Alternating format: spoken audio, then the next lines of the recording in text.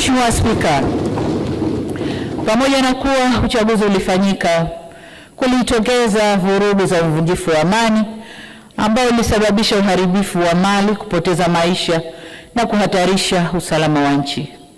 Tunapoenda mbele, ni wasihi sana wa Tanzania tuongozwe na dhamira ya maelewano, ushirikishwaji, kujirekebisha na umoja.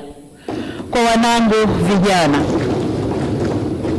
wanangu vijana wa taifa hili la Tanzania, niseme kuwa nchi hii imejengwa kwenye misingi ya amani na utulivu wa kisiasa.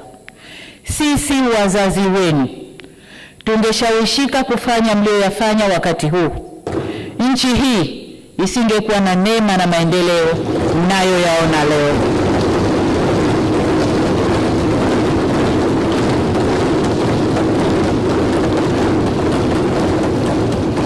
Mheshimiwa Spika, nataka nirudie hilo kwa wanangu vijana wa taifa la Tanzania.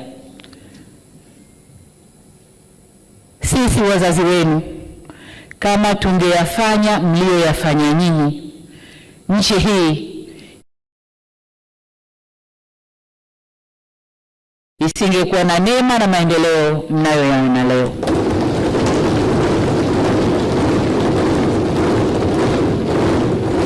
Hivyo ni wasihi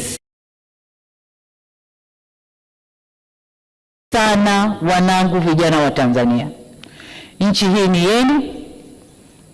Kwa shida zozote zile zinazowakabili, msikubali hata siku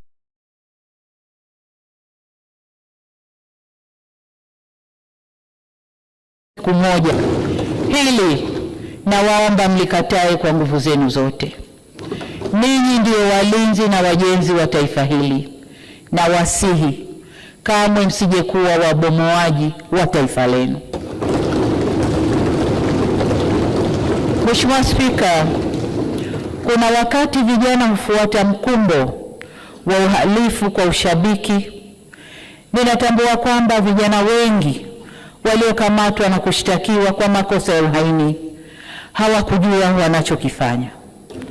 Nikiwa mama na mlezi wa taifa hili, ninavyoelekeza vyombo vya sheria na hasa ofisi ya mkurugenzi wa mashtaka kuangalia kiwango cha makosa yaliyofanywa na vijana wetu.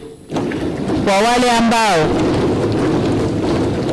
ambao wanaonekana walifuata mkumbo na hawakudhamiria kufanya uhalifu, wawafutie makosa yao.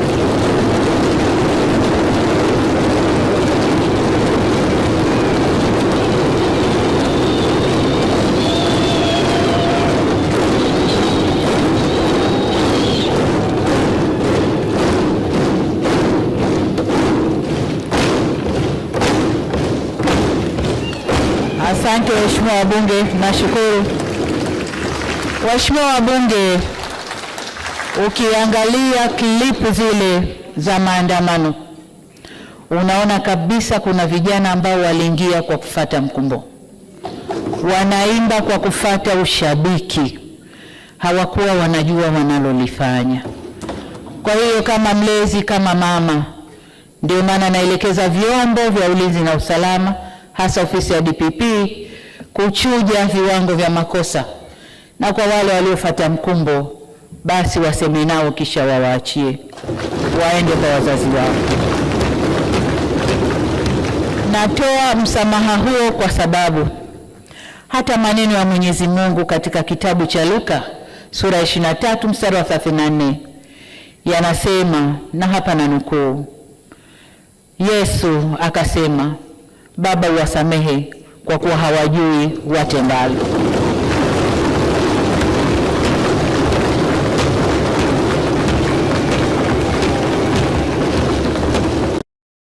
Ndugu zangu wa Tanzania, tujifunze kutokana na mapito yetu.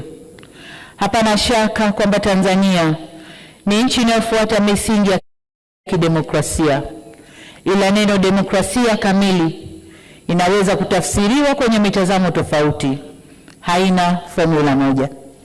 Kama taifa tunaendelea kujifunza na kujirekebisha. Hivyo basi sote kwa umoja wetu tunapaswa